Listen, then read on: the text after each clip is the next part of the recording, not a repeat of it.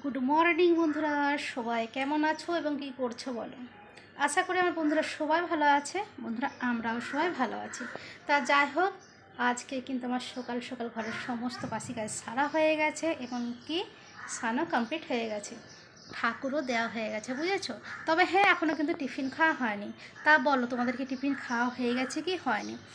আজকে তো কর্তামশাই আর তোমাদের ভাইপো, মানে আমার কর্তামশাই আর তোমাদের ভাইপো বাড়িতে রয়েছে।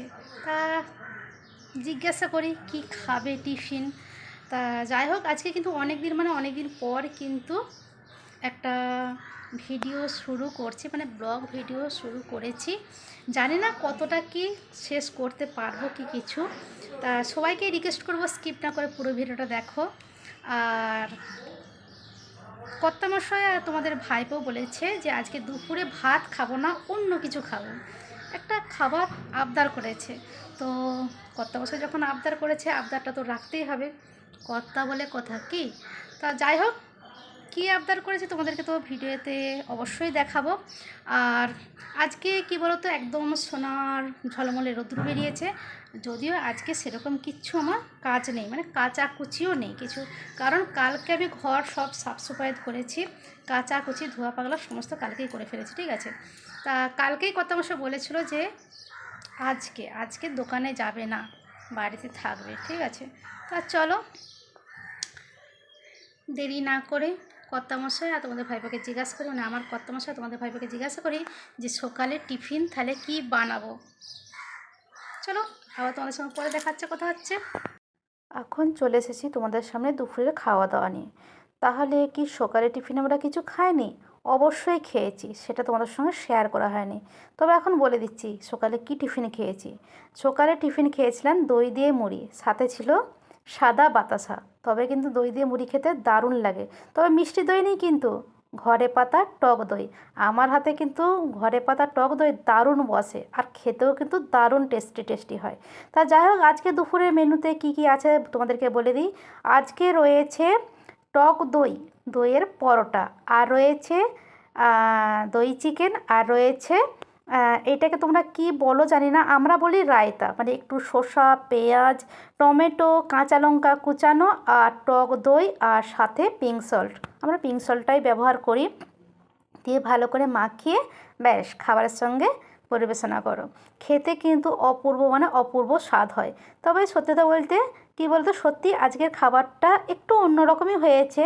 ছেলে আর তোমাদের দাদা বলেছিল যে আজকে একটু অন্যরকম খাবার, এই খাবারটাই আবদার করেছিল, বুঝেছো, যে আজকে দইয়ের পরোটা করো, আর দই চিকেন করো, আর একটু রায়তা করো। অনেক দিন কিন্তু এই খাবারটা করে খাওয়াওনি, ব্যাস যেই বলা সেই করা।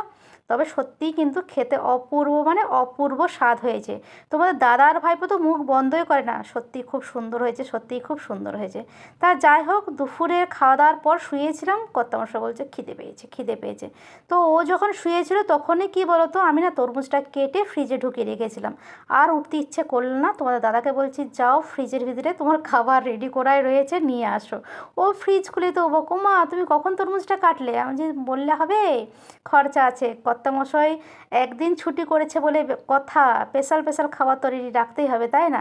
স্পেশাল খাবার রেডি রাখতে হবে বলতে, তোমাদের দাদাই তরমুজটা দুদিন আগে এনেছিল, বুঝেছো। তো মনে মনে ছিল যে ও যেহেতু বলছে ওই দিনকে ছুটি করবো, মানে আজকের দিনে ছুটি করবো, তাহলে ওই দিনকেই কাটা হবে এখন। তা যাই হোক, তরমুজটা কেটেছি। তরমুজটা কেটেছিলাম যখন, সত্যি কথা বলতে মনটা ভীষণই খারাপ হয়ে গেছিলো, কারণ তরমুজটা ভালো লাল নয়, বুঝেছো তো। আর খেতে বসে আরও মনটা ভীষণ খারাপ হয়ে গেছে, কারণ তরমুজটা ফ্যাসফ্যাসা। তরমুজ যদিও আমার অপছন্দের তালিকায়, তরমুজ কিন্তু আমি একদম পছন্দ করি না। আর ভ্যাসভ্যাসা গো, মিষ্টি নয়, আমার তো একদমই ভালো লাগছে না খেতে। তা তোমাদের দাদা বলছে এই রকম তরমুজই ভালো। অ্যাকচুয়ালি কী বলো তো, তোমাদের দাদা যেই জিনিসটা আনে সেই জিনিসটাই ভালো হয়, বুঝেছো। তাই আমি বলছি হ্যাঁ তুমি এনেছো, ভালো তো হবেই। তা যাই হোক, অনেক আনন্দ করে তরমুজটা খেলাম। এইবারে কী বলো তো, অনেক গল্প গুজব করতে করতে সন্ধ্যা হয়ে গেছিলো। সন্ধ্যাবাতি দিয়েই একদম এক গামলা মুড়ি নিয়ে বসে গেছি চাট করে। চাটে ছিল কি বলতো, শসা কুচানো, পেঁয়াজ কুচানো, টমেটো, কাঁচা লঙ্কা, সরিষার তেল, আর ছিল আলু সেদ্ধ, বুঝেছো। ঠিক আগে, মানে আমাদের ছোটোবেলার কথা মনে পড়ে যাচ্ছে, বুঝেছো, যখন মর্নিং স্কুল হতো ঠিক কিন্তু এরকম চাট করে কিন্তু মুড়ি খাওয়া হতো। কি স্কুলের ডাব্বাই করে নিয়ে যাওয়া হতো না, মনে পড়ছে কি তোমাদের? আমি জানি তোমাদের মনে পড়ছে। এই রকম চাট করে মুড়ি কে কে খেতে ভালোবাসে অবশ্যই কিন্তু কমেন্টস করে বলবে। তা যাই হোক, গামলা নিয়ে কিন্তু তিনজনেই বসে গেছি মুড়ি খেতে। মুড়িটা খাওয়া হচ্ছে বেশ জুত করে গল্প করতে করতে। ব্যাস মুড়ি খাওয়া কমপ্লিট হয়েছে, তো ছেলে বলল মা একটু কোল্ড ড্রিঙ্কস খাবো। তো আমার তো কোল্ড ড্রিঙ্কস খাওয়া চলবে না, মানে আমার খাওয়া চলে না আর কি, আর আমি এমনিতেও কোল্ড ড্রিঙ্কস খেতে পছন্দ করি না। তা যাই হোক, আমি বললাম তাহলে তুই নিয়ে আয়, তুই কোল্ড ড্রিঙ্কস নিয়ে আসবি, আর তোমাদের দাদা বললো তাহলে আমরা আইসক্রিম নিয়ে আসবে। আর আমার এই আমুলের এই স্টিকটা খেতে ভীষণ মানে ভীষণ ভালো লাগে, বিশেষ করে এই অরেঞ্জ কালারের।